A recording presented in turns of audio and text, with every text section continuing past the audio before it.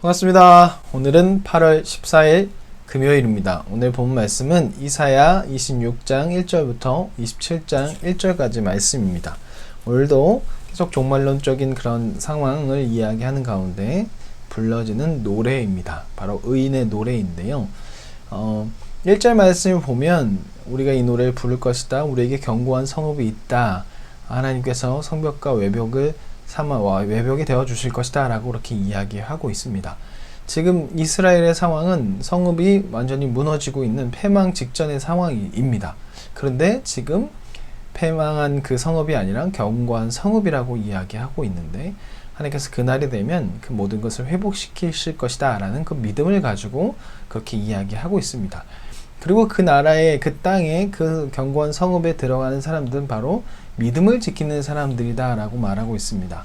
종말론적인 이야기와 함께 현재 삶을 살고 있는 자들에게 희망을 주는 이 메시지, 그 성읍에 누가 들어갈 것인가, 하나님께서 회복하는 그 땅에는 누가 들어갈 것인가, 악인인가 의인인가, 바로 믿음을 지키는 그 사람들이 그 의로운 나라인 하나님께서 회복시키는 그 나라에 들어갈 수 있을 것이다 라고 그렇게 말씀하십니다. 그리고 그 나라에서는 높은 자들은 낮아지게 될 것이고 빈궁하고 곰핍한 자들 하나님께서 높여주실 것이다 라고 이야기하고 계십니다. 그것은 바로 현재 삶을 고난을 당하고 있는 사람들에게 희망이 되는 메시지가 될 것입니다. 현재 어렵고 너무나 힘들게 살아간 그들 가운데 믿음을 지키는 사람들, 하나님을 바라보는 자들은 그 나라에 들어가서 다시 높아질 것이다 라고 이야기하고 있습니다. 오늘날 세상에서도 우리가 사회적인 약자, 그들을 보호해야 하는 이유가 바로 여기 있습니다. 바로 하나님 나라의 그런 정의, 모습이 이런 것이기 때문에 하나님 나라를 꿈꾸는 사람들은 사회적으로 힘들고 어렵게 살아가는 사람들에게 이 도움을 주어야 하는 사람의 모습이 있어야 할 것입니다. 그리고 교만한 자의 모습이 나타나지 않아야 할 것입니다. 그러고 난 후에 계속적으로 이제 노래가 불려지고 있습니다. 그래서 하나님께 구원을 받는 자들은 이런 믿음을 가지고 살아가야 합니다 라는 내용의 그런 노래가 나오는데요. 여호와여, 주께서 심판하신 길에서 우리가 주를 기다렸습니다. 주를 기억하려고 우리의 영혼이 사모합니다 라고 말하고 있습니다. 우리가 주를 기다리는 가운데 여러 가지 상황이 어렵다 보면 참 기다리는 것이 쉽지가 않습니다. 그때 우리가 어떻게 해야 되냐면 기억하려고 노력해야 됩니다. 주를 기억할 수 있는 방법이 무엇이 있을까요? 전에도 말씀드렸지만 하나님의 이름을 부르고 선포하는 것입니다. 이름을 부른다는 것은 하나님과 교제하기 위해서 부르는 것이고, 선포하는 것은 기억하고 정복되기 위해서 선포하는 것입니다. 우리 삶에서 하나님의 이름을 부르고 선포하는 것이 없다면 우리는 하나님을 기억하기가 쉽지 않습니다. 바쁜 삶을 살아가는 가운데 가장 먼저 빼는 것이 경건생활이라고 그렇게 이야기하는데, 우리가 바쁜 삶을 살아가는 가운데 하나님의 이름을 부르지 않고 선포하지 않으면 우리는 하나님을 기억하기 쉽지 않습니다. 우리는 하나님을 매일매일 기억하며 선포함으로 통해서 하나님께 정복된 삶을 살아갈 때 우리는 날마다 구원받은 자의 믿음을 가지고 살아갈 수 있습니다. 세상은 참으로 믿음을 지키기 참 어려운 것 같은 그런 모습이 많아서 믿음을 잃어버리기가 참 쉽습니다. 그런 세상 가운데 날마다 하나님을 기억하며 하나님의 이름을 선포하며 부를 때 우리는 하나님을 기억하며 살아갈 수가 있습니다. 근데 이 고백이 처음에는 우리의 영혼이라고 해서 1인칭 복수였다가 이제 내 영혼이 해서 1인칭 단수 나의 고백이 되는데요. 그것은 바로 이사야가 백성들 가운데 노래를 부르다가 자신의 고백이 나오는 게 되는 것이죠. 어제도 말씀드렸지만 우리의 신앙에는 자신의 고백, 나의 고백이 있어야 하는 것입니다. 의인은 바로 이런 고백으로, 이런 생각을 가지고, 이런 마음을 가지고, 이런 신앙을 가지고 살아갑니다. 하지만 반대로 악인은 은총을 입을지라도 그것이 자신의 능력으로 인해서 임한 것이지, 이루어진 것이지 하나님께서 해주신 것이 아니라고 생각하죠. 그러다 보니 결국 그들은 하나님의 위엄을 돌아보지 않아서 결국 깨닫지 못하게 되고, 그들은 결국 하나님의 심판을 받게 된다는 것이죠. 이들은 그들에게 당한 그런 심판도, 은총도 어떤 것을 통해서도 이들은 자신의 모습을 보지 못합니다. 그것이 바로 악인입니다. 악인은 자신의 모습을 돌아보지 못하는 자들이 악인입니다.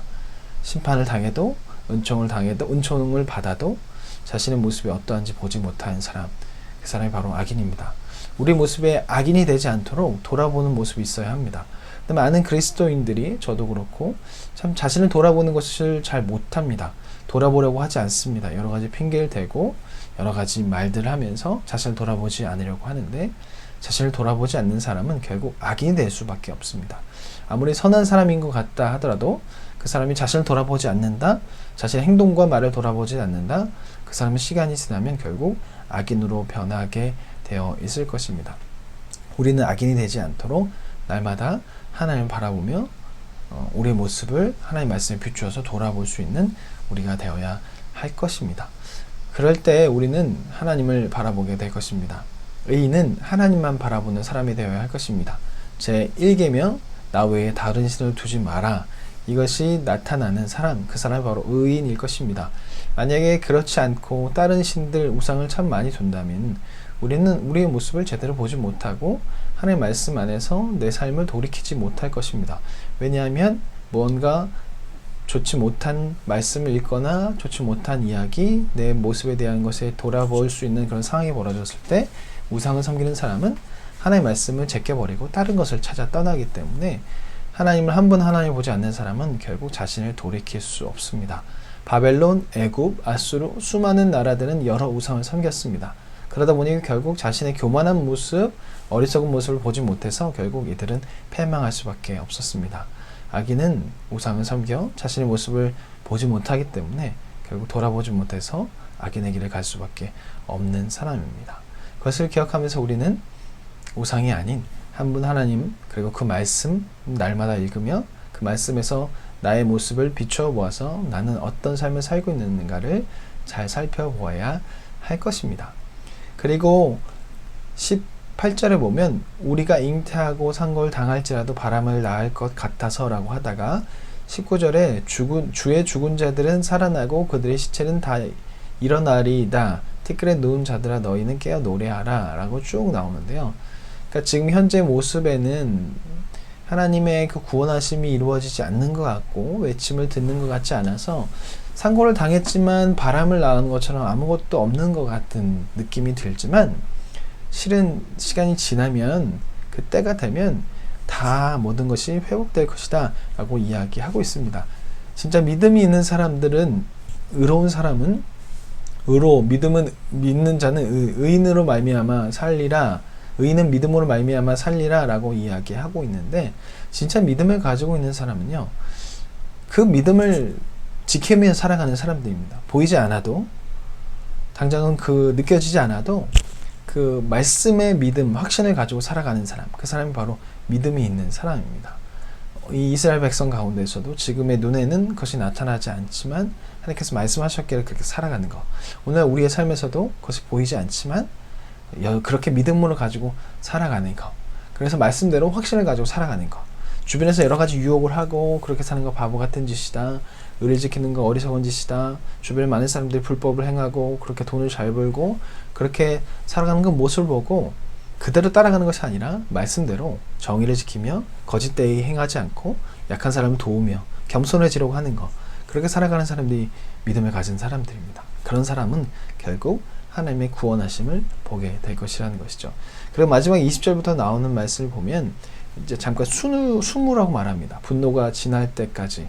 이것은 무엇을 말하냐면 우리 골방에서 기도해야 한다는 것을 말하기도 하고, 두려움을 느낄 수 있기 때문에 자칫 그들의 그것에 두려움이 넘어가서 믿음이 흔들릴 수 있기 때문에 골방에 들어가라는 거예요. 잠깐 숨으라는 거예요. 많은 사람들이 종말에 대한 두려움이 있습니다. 구원에 대한 두려움이 있습니다. 그래서 이단들이 그런 종말에 대한 것을 많이 이야기하고 구원에 대한 두려움을 많이 주면서 현혹시키죠.